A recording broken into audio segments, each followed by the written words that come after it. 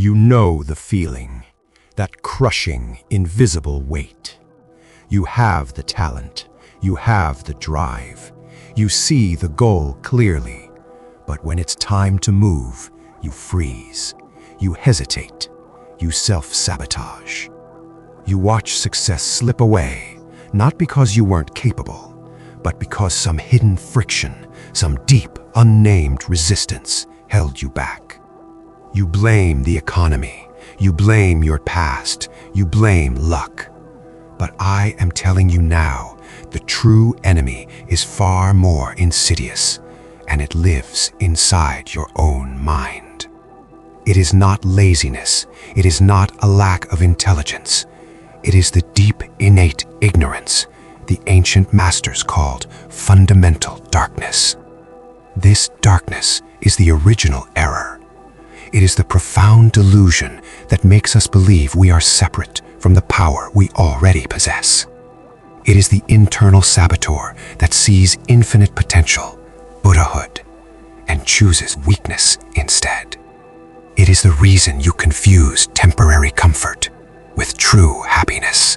It is the mechanism that convinces you that change is too hard, that your suffering is unique, and that the monumental effort required to break through is somehow not worth the reward. This fundamental darkness doesn't want you to fail spectacularly. It wants you to live comfortably, safely, and perpetually mediocre. It thrives on the quiet surrender of your greatest dreams. For centuries, philosophers and priests tried to chip away at this darkness with complex doctrines, esoteric rituals, and monastic isolation. They tried to escape the world, to find enlightenment. But the truth is, if you truly want to conquer the darkness, you must stand in the middle of the fire, right in the chaos of your daily life, and fight it directly. You need a teaching that is not a gentle philosophy, but a spiritual weapon. A practice designed not for retreat, but for absolute victory in the real world.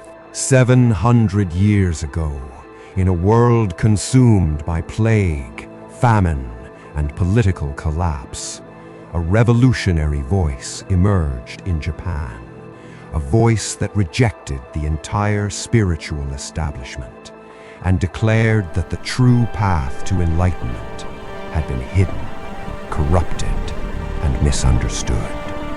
This man was Nichiren Daishonin. He was born in 1222, the son of a fisherman in a remote coastal village. Yet he would ignite a spiritual revolution that claimed the highest truth of the universe was accessible to anyone, anywhere, at any time.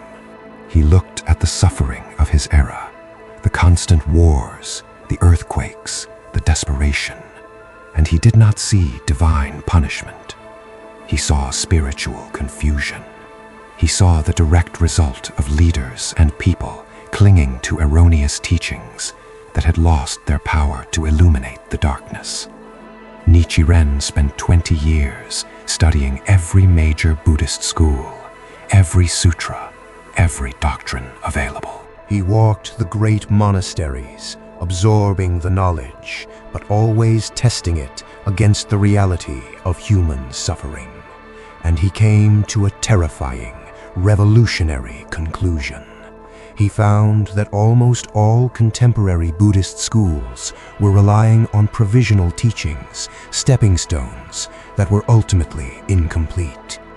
They were fine for temporary relief, but they lacked the essential power to eradicate the root cause of suffering, the fundamental darkness itself.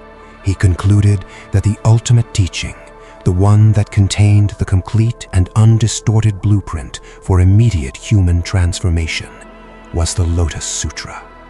But even the Lotus Sutra, he argued, needed to be distilled into a single, potent, actionable practice suitable for the chaotic, degenerate age we still live in, the the latter day of the law. On April 28, 1253, at the age of 32, Nichiren stood up and made his first declaration. It was not a gentle sermon. It was a roar. He proclaimed the core essence of his practice, the ultimate mechanism for revealing your inherent Buddhahood, which is the chant, Nam-myoho Renge Kyo. This declaration was not a prayer, it was a challenge, and it immediately set him against the most powerful forces in the country, the government, the priests, and the fearful masses. He understood that when you bring absolute truth into a world built on comforting lies, persecution is inevitable. But he refused to compromise. He knew that the only way to save people from the quiet death of their own potential was to give them the ultimate weapon against the darkness. He taught that your suffering is not a cosmic accident. It is the fuel for your transformation. And the battlefield is not some distant mountain cave. The battlefield is your life, right here, right now. The story of Nichiren is not just history. It is the instruction manual for how you, today, can stop being sabotaged by your own shadow and start living with the unshakable confidence of a Buddha. The moment Nichiren proclaimed Nam-myoho Renge Kyo, the world did not applaud. It recoiled. His declaration was not an invitation to a quiet spiritual retreat. It was a declaration of war against the entrenched corruption of the human spirit. He taught that the greatest obstacle to your progress is not the lack of resources, the bad economy, or the specific people who wronged you. Your greatest obstacle is the comfort you find in your own self-deception. This is the fundamental darkness. It is the innate, deep-seated ignorance that resides at the core of human life, forcing us to cling to suffering, to believe we are small, and to actively resist the truth of our own ultimate potential. When Nichiren attacked the false teachings of his time, he wasn't just arguing theology. He was ripping away the security blanket that allowed people to blame external forces or distant deities for their own internal weakness. He demanded radical, immediate self-responsibility, and for this they hated him. The authorities, the priests, and the fearful masses all conspired against him because he exposed the uncomfortable reality. Your suffering is not a cosmic punishment. It is the inevitable outcome of actions rooted in that fundamental darkness. We call this outcome karma. You must understand karma not as fate, but as the accumulated debt of self-sabotage. It is the pattern of cause and effect that ensures every thought, word, and action you take, positive or negative, leaves an indelible seed in your life stream. If you plant seeds of doubt, fear, and fundamental ignorance, you harvest the reality of being stuck, paralyzed, and defeated. Nichiren's life became the perfect, devastating proof of his own doctrine. He didn't teach from a safe ivory tower.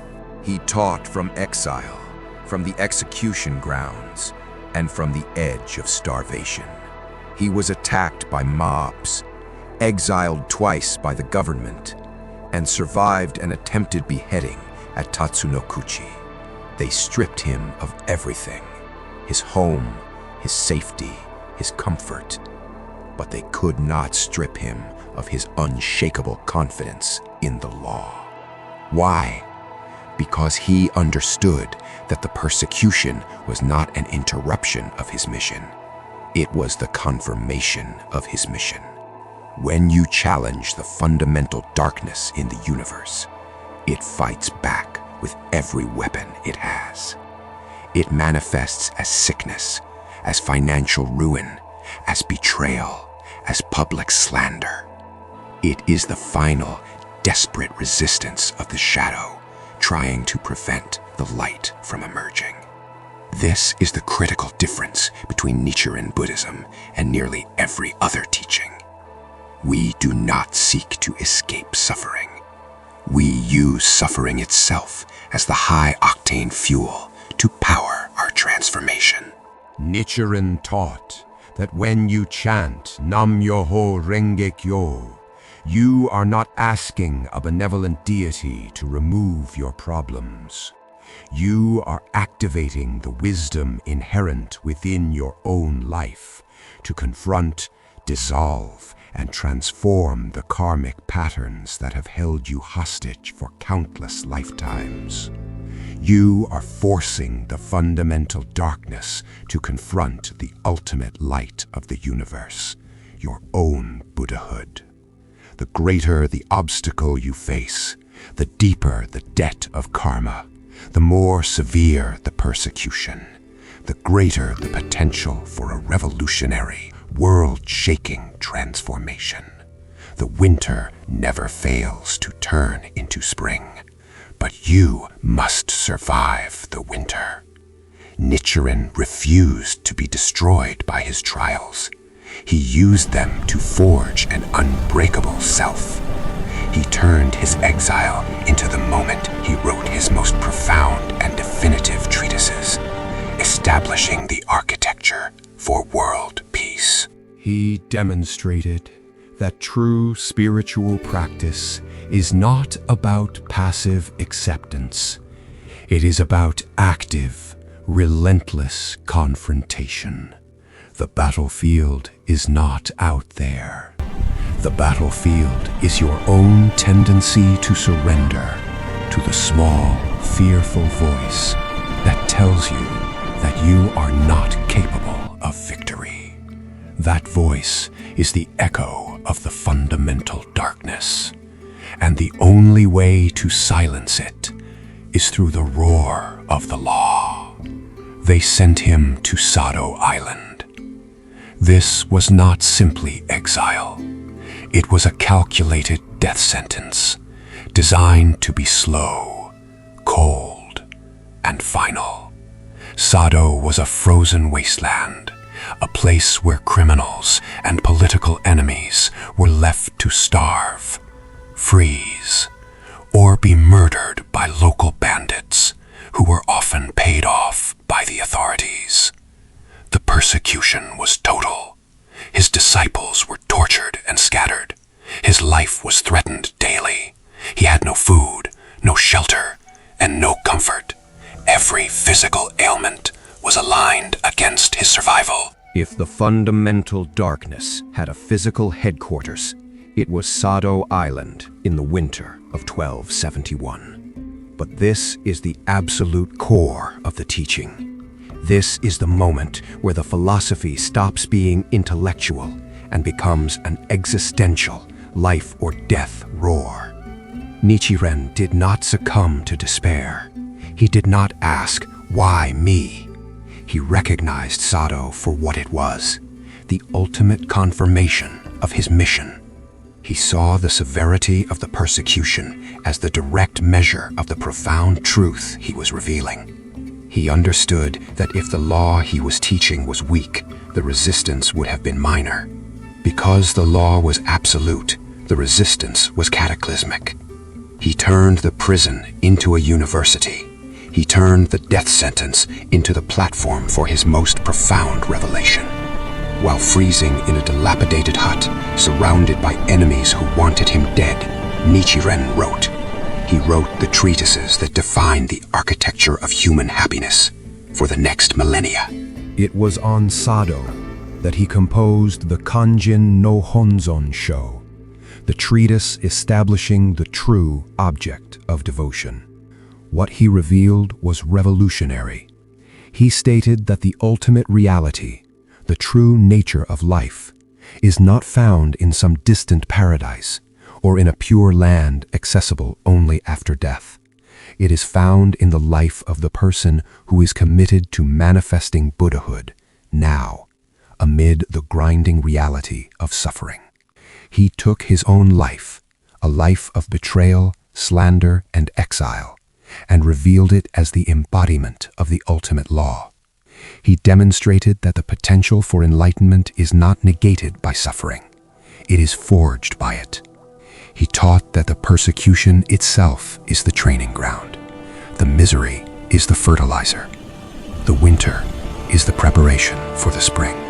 This is why, when you face a monumental obstacle, a financial disaster that seems insurmountable, a health crisis that feels terminal, or a betrayal that shatters your sense of reality, you must look at it differently.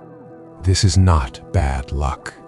This is your Sado Island. This is the universe demanding that you stop operating at the surface level and finally confront the deep foundational ignorance, the fundamental darkness that has been dictating your destiny. You cannot run from your Sado Island. You must use it. When you are stripped down, when you have nothing left to lose, when the small comforts and distractions are gone, that is the moment of maximum potential. That is when the roar of the law, Nam Myoho Renge Kyo, ceases to be a ritual and becomes the pure, unadulterated sound of your life, forcing the universe to align with its deepest potential. Nichiren's confrontation was not merely religious. It was a political, social, and spiritual declaration of war against the forces that seek to diminish human life. In the 13th century, those forces manifested as corrupt priests and tyrannical government officials. Today, those forces manifest as the self-sabotage, the procrastination, the addiction to comfort, and the cynical voice in your own mind that tells you to settle for mediocrity. The battlefield has shifted from the physical realm to the psychological and karmic realm, but the enemy remains the same, the inherent ignorance that denies the possibility of absolute happiness in this lifetime. You are not fighting your boss. You are not fighting the economy. You are fighting the ingrained belief that you are fundamentally flawed and destined to fail. That belief is the most insidious weapon of the fundamental darkness. It keeps you small, quiet, and compliant. It tells you that transformation is for others, for the special few, or for monks living on mountaintops. Nichiren's life is the definitive proof that Buddhahood is for the persecuted, the exiled, the struggling, and the ordinary people grappling with extraordinary problems. He gave us the technology to harness the incredible energy of suffering and turn it, instantly, into the fuel of enlightenment. That technology is the focused, deliberate, and relentless sound of the ultimate law. You must stop seeing the difficulty in your life as a curse. Start seeing it as a massive, untapped reserve of energy waiting to be channeled. The debt is simply the pressure needed to generate the diamond of financial freedom. The sickness is the urgent demand for the absolute health of your life force. The isolation is the necessary crucible for forging unbreakable self-reliance. The principle is called changing poison into medicine. It means you take the thing that should destroy you, the poison, and by applying the law, you transform its very essence into the cure, the medicine. You do not discard the poison, you transmute it. This is why we do not pray for our problems to disappear. We chant to develop the immense life force necessary to use the problems as the catalyst for our own revolution. To chant Nam Myoho Renge Kyo is to declare with every fiber of your being that the darkness has no final authority over your destiny. It is the sound of the Buddha within you, rising up to meet the challenge of the Devil King in the outside world. When you sit down before the Gohonzon, you are not engaging in a gentle meditation. You are stepping into the ring. You are preparing for the heaviest lift of your life. And the law demands absolute honesty. It demands that you confront the specific, ugly details of your karma, not in fear, but with the ruthless confidence of a general planning a final assault. What is the single greatest poison in your life right now? The thing you avoid looking at? The chronic fear you medicate with distraction? That is your starting point. That is the point of maximum power. That is the raw material for your greatest victory.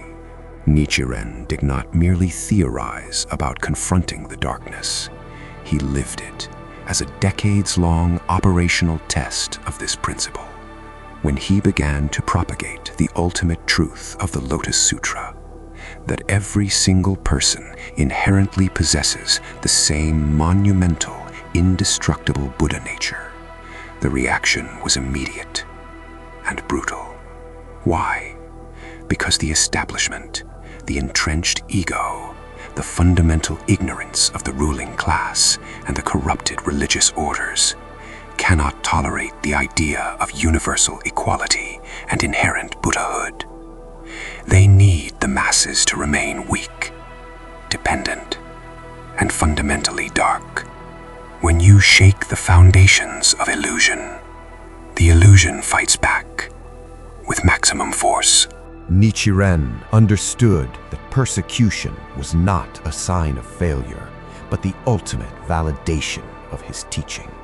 He called the forces that opposed him the Devil King of the Sixth Heaven, the manifestation of the fundamental darkness trying to sabotage the enlightenment of humanity. This is the key insight you must absorb. The obstacles in your life are not random acts of misfortune. They are the calculated, strategic attacks launched by the darkness within you, mirrored by the darkness in the environment, trying to prevent your realization of the law. The culmination of his struggle came in 1271 at Tatsunakuchi. They dragged him to the execution grounds in the middle of the night. The ultimate poison, the sword hanging over your neck, the certainty of annihilation. But in that moment, something shifted forever. It wasn't just Nichiren facing death. It was the fundamental darkness making its final, desperate move against the law itself, trying to silence the voice of the Buddha eternally. And Nichiren stood firm.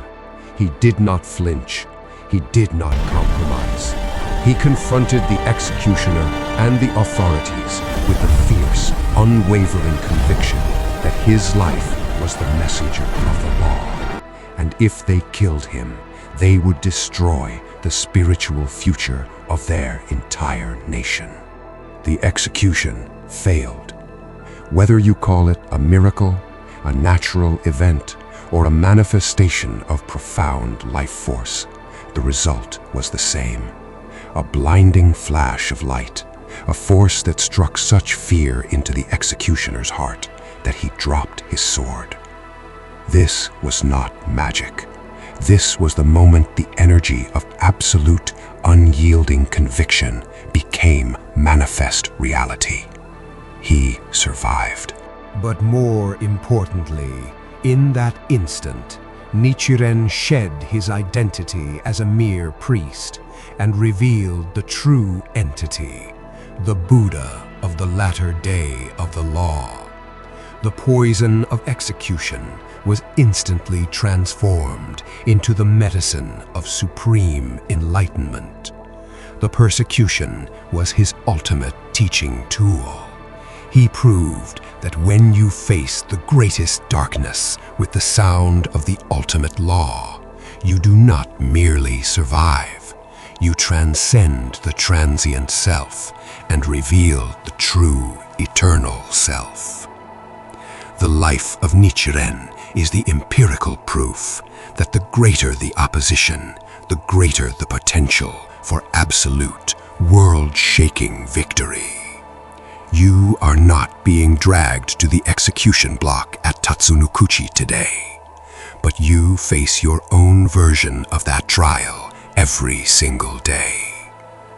When the debt collector calls, when the diagnosis arrives, when the betrayal hits, that is the moment when the fundamental darkness tries to sever your connection to the law. It whispers, "You are worthless. Give up. This is too hard." This problem is unique and insurmountable. Your job is to remember Nichiren at the execution block. Use that pressure. Use that fear. Use that raw, agonizing poison. Transform the pressure of your circumstances into the diamond of unshakable Buddhahood. The darkness is not an external entity to be feared. It is the raw, untapped energy of your own life, waiting for the sound of Nam-myoho Renge Kyo to channel it. This is the practice. This is the ultimate confrontation. This is how you stop being stuck. The authorities, terrified by the failed execution, could not kill him, but they could banish him. They sent Nichiren to Sado Island, a frozen, desolate graveyard for political prisoners. Sado was the ultimate crucible. Starvation, freezing cold, constant threats of assassination, and utter isolation. If the persecution at Tatsunokuchi was the moment of revelation, Sado was the long, grinding test of endurance. It was the sustained siege of the fundamental darkness. Imagine being completely stripped bare. No followers, no comfort, no proof of your truth, except the sound of your own voice chanting the law. This is where he fully realized the concept of the oneness of life and death, and the ultimate dignity of the ordinary human being. It was during this brutal exile that Nichiren completed his ultimate work. He took the profound realization that his life, the life of a persecuted ordinary man, was the embodiment of the eternal Buddha, and he inscribed it. This inscription is the Gohonzon. You must understand what this object of devotion is. It is not an idol. It is not a deity to be worshipped from a distance. It is the blueprint of the law, the inherent mechanism of the universe, manifested in Chinese and Sanskrit characters. It is the visual map of your own life force. When you look at the Gohonzon, you are not looking at Nichiren. You are looking at the potential within your own life to transform suffering into supreme joy. You are looking at the full spectrum of the 10 worlds, from the hell of absolute despair, right up to the Buddhahood of absolute freedom, all existing within you simultaneously. The fundamental darkness thrives on ambiguity and external focus. It wants you to believe that the solution is outside of you, a better job, a different partner, a winning lottery ticket. The Gohonzon forces the confrontation inward. It is a mirror. Nichiren taught that when we face the mirror of the law and chant Nam-myoho Renge Kyo, we are polishing the mirror of our lives. The tarnish is the fundamental darkness, the ingrained doubt, the fear, the chronic lack of conviction, the tendency to self-sabotage. The practice is the technology to remove the tarnish. If you are stuck, if you feel powerless, if you are paralyzed by anxiety, it is because the mirror is covered in the dust of ignorance, reflecting only the limitations and the smallness of your transient self. When you sit down to chant, you are engaging in the ultimate high-stakes negotiation with your own life. You are calling forth the highest possible state, the state of Buddhahood, and forcing it to manifest now in the face of the darkness. This is why the practice is sometimes difficult. The fundamental darkness does not surrender easily. It will manifest as doubt. It will manifest as distraction. It will manifest as sudden fatigue, telling you that you are too tired, too busy, or that this Buddhist practice is foolish and repetitive.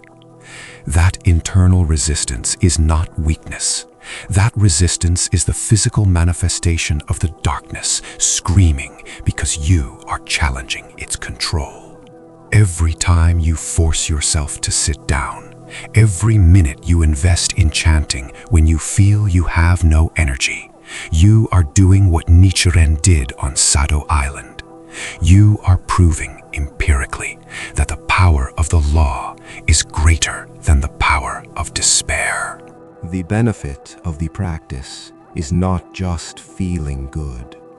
The benefit is the development of absolute, unyielding life force and wisdom, the ability to see clearly through the fog of delusion and take decisive action. You are not chanting to escape your problems. You are chanting to empower the Buddha within you to solve them. The sound of Nam Myoho Renge Kyo is the hammer striking the diamond of your life. It is the sound of the universe affirming your inherent dignity. This is the confrontation. This is the technology. This is how you stop being stuck. Nichiren Daishonin understood this confrontation not as an abstract philosophical debate, but as a matter of life and death, both literally and spiritually. His life was the ultimate proof of concept. When Nichiren began to teach the law, he was not met with applause or acceptance.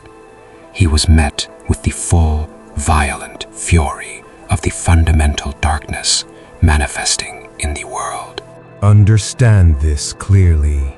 When you challenge the deep-seated ignorance, the comfortable lies that prop up society and your own limited self-image, the darkness fights back. It does not want to be exposed. For Nichiren, the darkness manifested as persecution, slander, exile, and repeated attempts on his life. Think of the Tatsunokuchi persecution. He was dragged out in the middle of the night, scheduled for execution by the ruling authorities.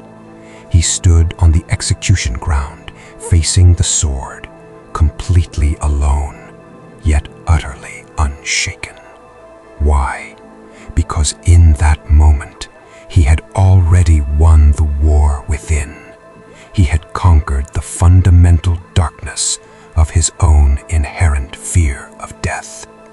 If you are afraid to speak your truth, if you are afraid to claim the life you deserve, if you are paralyzed by the fear of failure, you are facing your own smaller execution ground. You are allowing the darkness to hold the sword. Nichiren stood there, not as a victim, but as a king, realizing that the executioners have no power over his inherent dignity. He described that moment as shedding his transient self and revealing the eternal Buddha within. It was the ultimate victory over ignorance and doubt. The authorities could not kill him. They tried. But when a brilliant object, possibly a meteor or a lightning strike, terrified the soldiers, the execution was called off. The universe affirmed his life.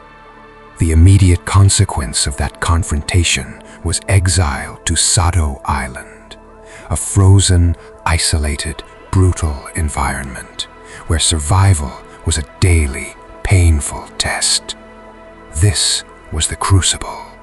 Sado Island was the physical manifestation of ultimate despair. No shelter, meager food, constant threat of assassination, and the overwhelming silence of isolation. How does one survive that? How does one maintain hope when every external condition screams hopelessness? Nichiren used Sado not as a prison, but as a university. He used the extreme pressure to forge the deepest convictions of his life. He wrote some of his most profound teachings during that exile, treatises that define the true meaning of life and death, of good and evil, and the ultimate purpose of human existence. He understood that his physical suffering was the payment required to ensure the law could spread for the benefit of all humanity in the future. He willingly accepted the role of the votary of the Lotus Sutra, absorbing the darkness of the age so others wouldn't have to carry that burden alone. Your Sado Island is your financial debt. It is your debilitating illness. It is the toxic relationship you cannot escape. It is the job that crushes your spirit. You are not sent there to suffer aimlessly. You are sent there to chant, to confront your darkness, and to write the definitive treatise of your own life's victory. When you chant, you are tapping into the life force that Nichiren accessed on Sado Island. It is the force of absolute conviction that says, I will not be defeated by my circumstances. The fundamental darkness tells you that your circumstances are permanent. The practice of Nam-myoho Renge Kyo tells you that your circumstances are merely temporary reflections on the mirror, and the mirror itself, your life, is fundamentally flawless and eternal. This is the power of the law. It is not escapism. It is the relentless, practical commitment to reveal your inherent Buddhahood in the face of relentless, practical despair. Nichiren's historical struggle teaches us that external persecution is merely the shadow cast by internal ignorance. If you conquer the ignorance within, the shadows outside lose their power to harm you. He taught, the winter never fails to turn into spring. This quote is not sentimental poetry. It is a declaration of cosmic law, forged in the frozen isolation of Sado. It is the absolute guarantee of victory for those who maintain unflinching faith and continue to chant through the darkest periods. Your life force must be so strong, your commitment so absolute, that your spring is inevitable, regardless of the current forecast. This unwavering spirit, this absolute commitment to the truth of your own life, is what we call faith. And faith is the direct antidote to fundamental darkness. Faith is not blind belief. It is the conviction born of empirical evidence, the evidence you gather every time you sit down, challenge your doubt, and see your life shift. Faith is the conviction born of empirical evidence, the evidence you gather every time you sit down, challenge your doubt, and see your life shift. But we must understand the scale of the battle. Nichiren Daishonin did not face soft philosophical disagreements. He faced institutional hatred, designed to annihilate him. The fundamental darkness, when challenged, does not politely retreat. It retaliates. It retaliates through jealousy, through slander, and through violence. These are known in the Buddhist texts as the three powerful enemies. Those forces, internal and external, that rise up specifically to stop the practitioner of the true law. Nichiren was exiled not once, but twice. He was nearly executed at Tatsunokuchi, escaping only when legend states a luminous object struck the executioner's sword. He was beaten, his disciples were imprisoned, and he lived his entire adult life under the threat of sudden death. This history is not meant to inspire pity. It is meant to inspire absolute clarity about the nature of opposition. When you decide to truly change your life, when you sit down and chant Nam-myoho Renge-kyo with the intent to reveal your Buddhahood, you are directly challenging the fundamental darkness that has ruled your life and the world for eons. The resistance is guaranteed. If your financial situation suddenly gets worse right after you start practicing, that is not a sign the law doesn't work.